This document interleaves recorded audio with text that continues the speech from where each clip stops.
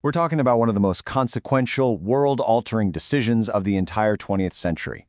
A choice that didn't just end the Second World War, but kicked off the nuclear age. So what really led to that moment? Let's dive in and try to answer the question, why were the atomic bombs dropped? So, here's how we're going to break it down. First, we're going to face the sheer, terrifying power of this new kind of war. Then, we'll take a step back and see what the world actually looked like in 1945. After that, we'll look at the brutal alternative the Allies were staring down, before exploring the terrible new choice that suddenly appeared. And finally, we'll see how the war ended and why the questions about this whole decision are still being debated so fiercely today. Okay, let's set the scene. It's the morning of August 6, 1945. The very nature of what it means to be a war is about to change forever. A single B-29 bomber, the Enola Gay, flies over the Japanese city of Hiroshima. The bomb they dropped, nicknamed Little Boy, unleashed a kind of destructive force the world had just never seen before.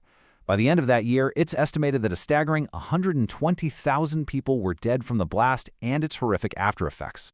I mean, many people were just instantly vaporized. 5 square miles of a bustling city, that's over 60% of its buildings, were just gone, turned to ash. It was total, unimaginable annihilation. And you have to imagine, the world was still reeling from this news, trying to even process what had happened, when just 3 days later, it happens all over again. This time the target was the city of Nagasaki.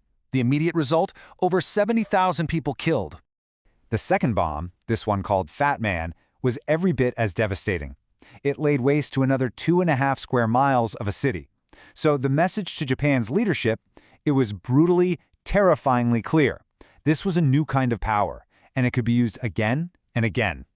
Okay, the devastation is it's undeniable. So, to really get why this happened, we have to dig into that core question. What on earth could have led Allied leaders to make such an earth-shattering decision? All right, to really wrap our heads around this decision, you have to picture the world in the summer of 1945, because the war was in two very different stages, in Europe and in the Pacific. You see, by May, the war in Europe was done. Hitler was defeated, Victory in Europe Day was celebrated. But, and this is a huge but, over in the Far East, the fight against Japan was still raging. Allied forces were bogged down in this massive, incredibly bloody war of attrition that stretched across a huge part of the globe. And, a really crucial piece of this puzzle was how the war was being fought. The sources for this explainer all emphasize that Japanese forces fought with a kind of fanaticism that led to these unbelievably brutal, high-casualty battles. They were driven by a military ideology where surrender was the ultimate shame and death in battle was the highest honor. Soldiers, and even civilians, were expected to fight to the very last person. So, before the atomic bomb was even on the table, the Allies had a plan, a conventional plan. It was called Operation Downfall, and honestly, it was terrifying in its own right. Right, so everyone knows about D-Day, right? The largest amphibious invasion in history. Well, military planners expected Operation Downfall to make D-Day look small.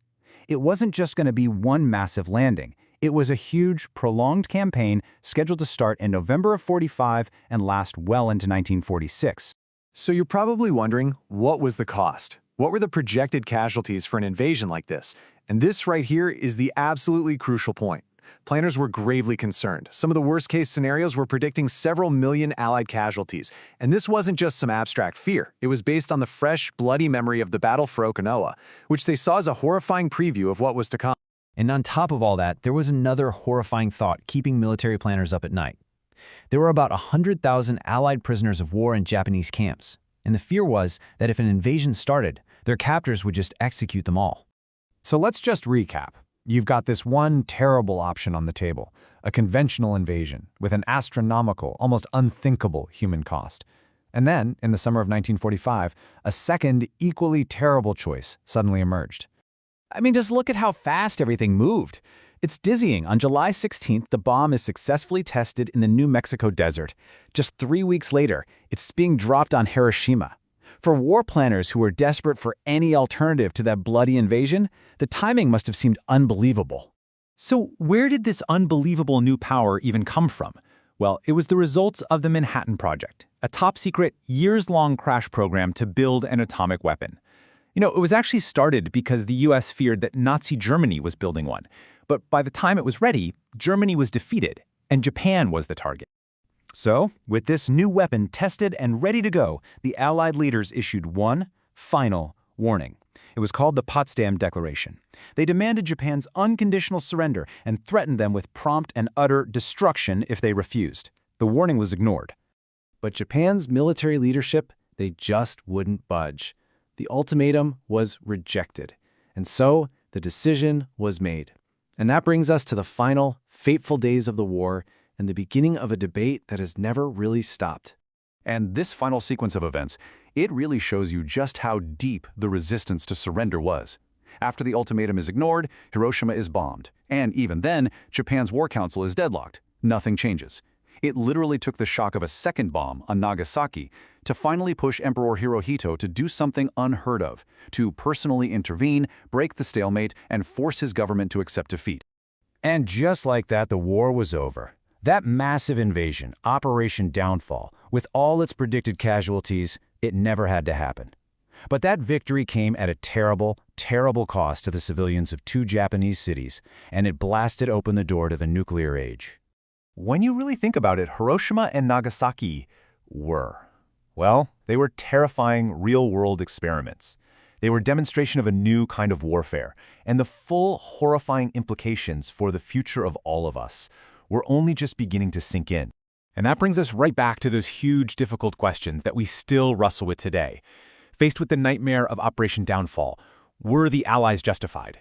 Should they have stuck with the conventional plan no matter the cost? Or were there other factors at play? Some historians argue that the bombs were also meant as a powerful warning shot to the Soviet Union.